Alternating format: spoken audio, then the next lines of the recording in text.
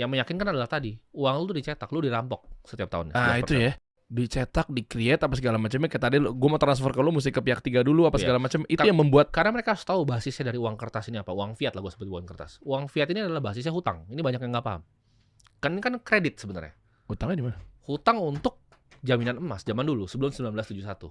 Oke. Jadi uang kertas itu bisa lo tukarkan, uang USD itu bisa ditukarkan ke emas bro, sampai 1971. Ketika ini meledak semua perang Vietnam itu, mereka nggak bisa tebus. Karena yang mau nuker uang kertas ke uang beneran tuh emas maksud gua. Uang palsu ke uang emas ini kebanyakan waktu itu. Akhirnya mereka putus itu. Jadi ya kita cetak bebas. Nah, sejak cetak bebas itu bro, lu lihat harga rumah di Amerika itu jadi karena uangnya kecetak bebas. Ini yang jadi problem besar sekali. Ketika mereka COVID kasih surplus ke setiap rumah, itu uang beredar makin banyak. Hal yang lu bisa beli makin sedikit, lu dapat duit tapi yang semuanya makin mahal gitu. Jadi orang yang punya aset akan makin kaya, orang yang nggak punya aset pasti makin miskin bro. Karena rumah udah nggak bisa dibeli nanti. Itu kan jawabannya. Tapi sebenarnya orang tua kita juga udah tahu dari dulu sebenarnya kan. Yang boomer, mereka belinya properti terus, tanah properti. Kenapa? Karena mereka tahu uang kertas ini nggak berharga sebenarnya.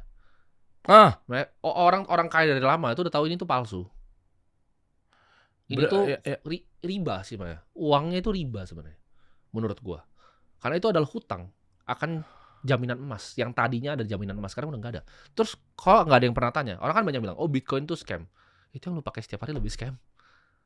Itu basisnya apa? Bitcoin tuh ada basisnya. Bitcoin tuh basisnya matematika dan kode. Itu kayak hukum alam yang lu nggak bisa ganti 21 jutanya. Itu basisnya.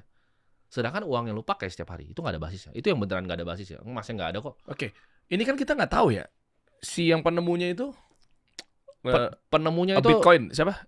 Satoshi Nakamoto Satoshi, namanya. Itu kan? adalah pseudonym. Jadi itu mungkin grup, mungkin orang. Betul. Tapi kan sekarang misalnya anggaplah dia cabut atau ada bandar ngegorengnya ke sana atau udah ditinggalin apa segala macamnya. Ya terlepas dari community-nya lu kan kuat banget nih ya, beda cerita ya. Ini ngawang nih, Bro. Maksud gua nih. Nah, meskipun dia punya 1 juta Bitcoin kan? Dia sendiri ya.